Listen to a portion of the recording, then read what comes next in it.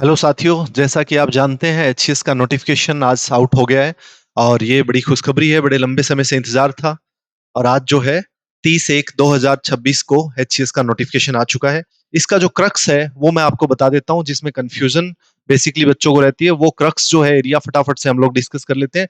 क्या इसका फाइनल जो है 30 पेजेस जो भी है उनका क्रक्स क्या है, उसके बारे में बात कर लेते हैं। तो वैसे नोटिफिकेशन, ये पूरा का पूरा नोटिफिकेशन जो है हमारे सामने है।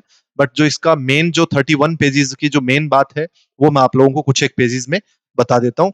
तो क्या है,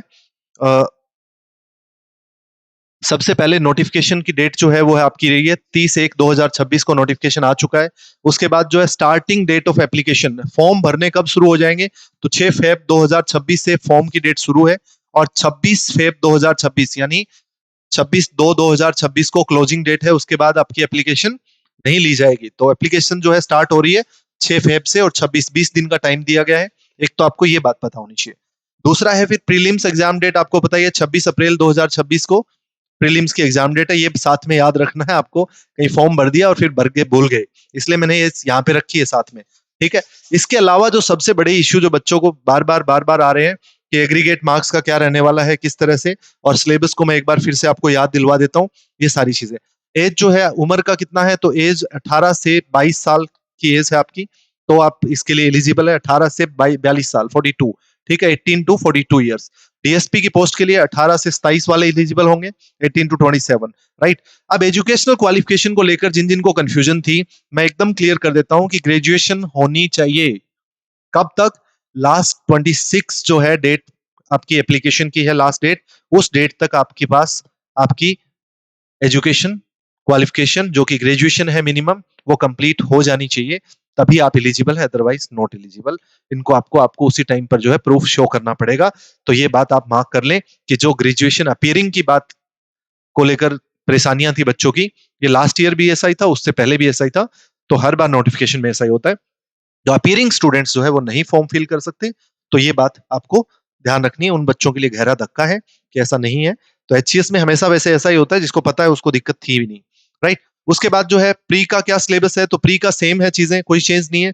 नेगेटिव मार्किंग रहेगी प्री में, और 2-2 घंटे टाइम मिलने वाला है दोनों पेपरों के लिए। 2-2 हार्स का टाइम पीरियड है। जीएस है आपका 2 घंटे, और 2 घंटे जो है सी सेट है। Right. GS mean general studies, उसमें आपके 100 क्वेश्चन आएंगे, 1 नंबर का एक क्वेश्चन है, total 100 marks. Polity, geography, history, science, eco, EVS, Haryana GK, current affairs, ये आपको पढ़ना है पूरा का पूरा। ठीक है। ये आपका जीएस का सिलेबस रहने वाला है। और इसमें से जो ऊपर मैंने 4 लिखे हैं, अगेन मैं कह रहा हूं ये चारों ज्यादा इंपॉर्टेंट है, इसलिए इन चारों पर थोड़ा ज्यादा फोकस किया जाए। उसके बाद इकोनॉमिक्स को 5वें नंबर पे रखो, और करंट अफेयर साथ के साथ पढ़ते रहिए। राइट। सी सेट में क्या है, तो सी सेट में मैथ्स, रीजनिंग, कॉम्प्रिहेंशन वही एरिया है।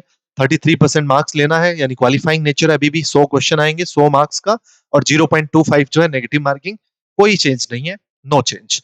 मेंस में क्या है, तो मेंस में आपको पता है हिंदी, इंग्लिश, जो पहले पेपर होते थे सेम है, कोई चेंज नहीं है हिंदी और इंग्लिश के अंदर।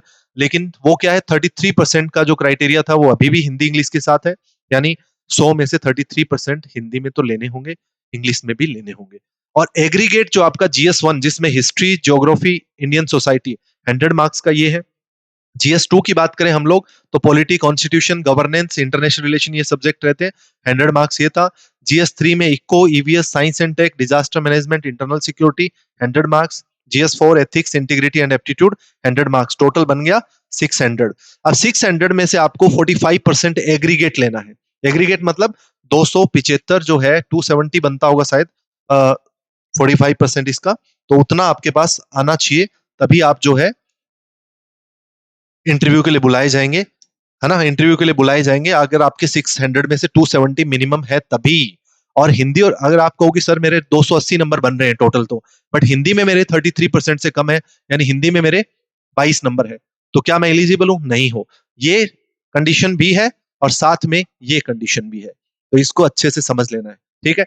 तो इनको भी हल्के में नहीं ले सकते। और एग्रीगेट में चलो GS 1 2 3 4 में कम ज्यादा हो जाते हैं, तो कोई दिक्कत नहीं है, 270 बन जाए।